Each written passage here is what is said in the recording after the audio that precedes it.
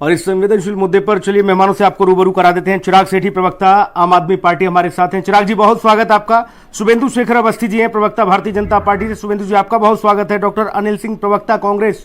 Doctor Anil साहब, बहुत स्वागत आपका। निरंजन पोद्दार जी हैं, राजनीतिक विश्लेषक, हमारे साथ इस चर्चा में। निरंजन जी का भी बहुत स्वागत है। चर्चा की शुरुआत निरंजन पोद्दार जी आप ही से करूंगा। राजनेता तो अपने अपने राग अलाप ही रहे हैं। कोई कह रहा है कि उनकी लापरवाही, किसी ने कहा जुगाड़ होती है, किसी ने कहा कि देखो बाकी सबको मिलकर काम करना चाहिए। क्या मानते हैं आप सर? क्या कहता है आपका अनुभव? ये स्थिति ऐसी विकराल कैसे पैदा हो गई?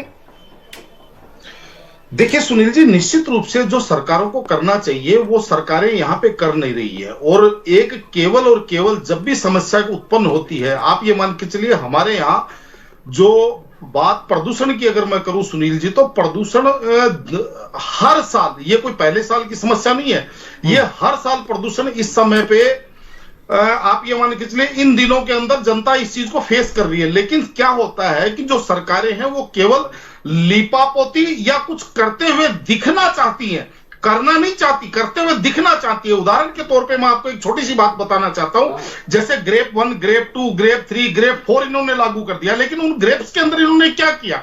इन्होंने कहा कि BS4, BS3 गाड़ियां जो है उनके ऊपर हमने प्रतिबंध लगा दी, 5.25 लाख गाड़ियां सड़कों पे नहीं चलेंगी। अब मुझे एक बात बताइए सुनील जी, आज 6 दिन से ऊपर BS4 और BS3 यानी ग्रेप 4 लागू हो गया, लेकिन मुझे एक बात बताइए, पोल्यूशन कहां कंट्रोल आया? यथावत रहा। तो कहने का तात्पर्य यह है कि सबसे पहले आपको यह चीज समझना पड़ेगा कि पोल्यूशन के कारक क्या है।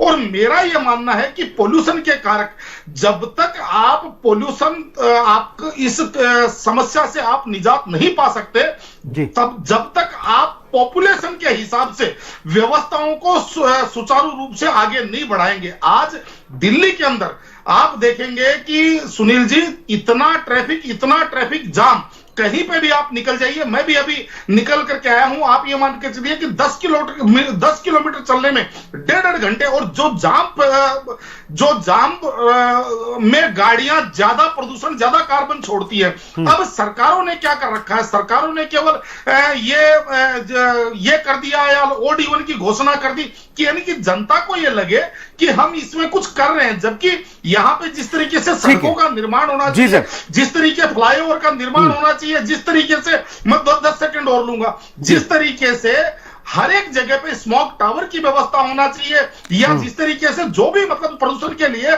बड़ी बड़ी IT जो हमारी इंस्टीट्यूट है उनसे डिस्कशन करके जो एक स्थायी समाधान होता है, ढांचागत समाधान होता है, उसकी तरफ कोई सरकार ध्यान नहीं दे रही है। और इसी का मेन कारण है कि आज व्यक्ति गैस चैम्बर के अंदर रहने को मजबूर है।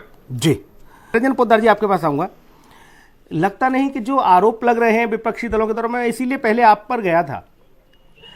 अब चारों ओर से घिरी है, समाधान की बात हो रही है, तो समाधान इसके लिए क्या लग रहा है? हालांकि ये कदम पहले उठा लिए होते। और 2-3 सुझाव ऐसे आए सर, जिसमें ये कहा गया कि हमने दिल्ली NCR में देखा, जब लोग सुबह दफ्तर निकलते हैं सर, उसी दरमियान झाड़ू लगता है। एक तो उनको वैसे समस्या, घर से निकले तो पॉल्यूशन का सामना कर रहे हैं, बोले सुबह सुबह झाड़ू लग रहा है। ये व्यवस्था क्या देर रात नहीं हो सकती? जब शहर सो जाए उस समय झाड़ू पोछा कर लो, उस समय धूल भी कम उड़ेगी। नहीं, देखिए सुनील जी, ऐसा प्रयोग हुआ ना सर, इंदौर में, भोपाल में, मध्य प्रदेश में हो रहा है ऐसा। तभी तो आज नंबर 1 पर है स्वच्छता के मामले में। दिन में वह झाड़ू नहीं लगती। निश्चित रूप से देखिए सुनील जी, मैंने आपको शुरू में क्या कहा कि आपकी मानसिकता क्या है, आपकी नीयत क्या है। और यहाँ पे ये सबसे महत्वपूर्ण चीज है। अगर आपकी वास्तव में नीयत समस्या का समाधान करने की है तो आप इस तरीके के सारे उपायों को सोचेंगे। लेकिन केवल और केवल आपकी नीयत राजनीति करने की है, केवल बयानबाजी करने की है, तो आप ये मान के चलिए कि उसके बाद में ऐसे ही होता है कि भाई जब छींक आए तो छींक का उपाय ना सूझे तो कहे नाक काट दो, ना नाक रहेगा ना छींक आएगी। तो कहने का तात्पर्य ये है, तो वही सिस्टम, कभी लॉकडाउन, कभी वो OD1, कभी ये प्रतिबंध, कभी वो प्रतिबंध। देखिए सुनील जी, निश्चित रूप से मुझे ये कहने में कोई संकोच नहीं है कि हमने अब से पहले शीला दीक्षित जी की सरकार के 15 साल देखे। और उस कार्यकाल के अंदर जब भी कोई चीज हुआ करती थी, उन्होंने जब यहाँ पे डीजल जो सेवाएं थी, जो जिसको कहते हैं फटफट सेवाएं, और जिस तरीके से वो यहाँ पे लोकल की सेवाएं देती थी और पोल्यूशन फैलाती थी, तो उस टाइम शीला दीक्षित जी की सरकार ने पहले यहाँ पे सीएनजी की व्यवस्था करी, उसके बाद में उसके ऊपर प्रतिबंध लगाया। तो कहने का तात्पर्य यह है कि आपको पहले ढांचागत विकास करना पड़ेगा। जिस तरीके से कहा जाता था कि भाई हर क्षेत्र के अंदर हर 3 किलोमीटर पे एक स्मोक टावर होगी, हर 500 मीटर के ऊपर एक स्मोक गन होगी, और ये होगा और वो होगा। यानी कि कहने का तात्पर्य यह है कि आपको वो सारी चीजें पूरे 12 महीने आपको इन सब चीजों की व्यवस्थाएं करनी पड़ेगी।